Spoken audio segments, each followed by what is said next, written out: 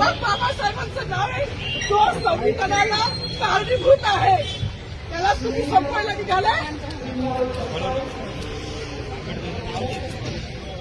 पालकमंत्र्यांची फार मोठी चूक आहे मॅडम, माफी मागणार नाही, पण पालकमंत्र्यांची चूक पत्रात घ्यावी.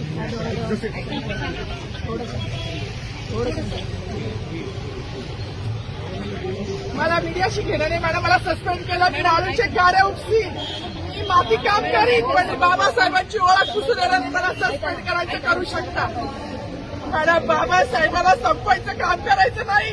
26 जानेवारी 15 ऑगस्ट मध्ये मी नाही मानत, पण लोकशाही मॅडम तुम्ही सुद्धा संविधानामुळे आहात, पालकमंत्री सुद्धा पालकमंत्री संविधानामुळे आहे. कोणताही जाती भेद नाही, सगळी समानता त्याची आहे. बाबासाहेबांचं नाव आता तरी भाषणात येईल, मग तरी भाषणात येईल.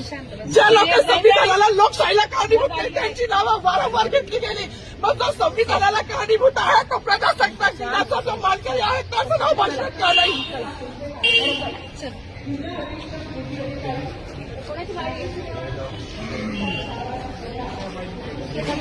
त्यांना रिक्वेस्ट करायला जाणार होती.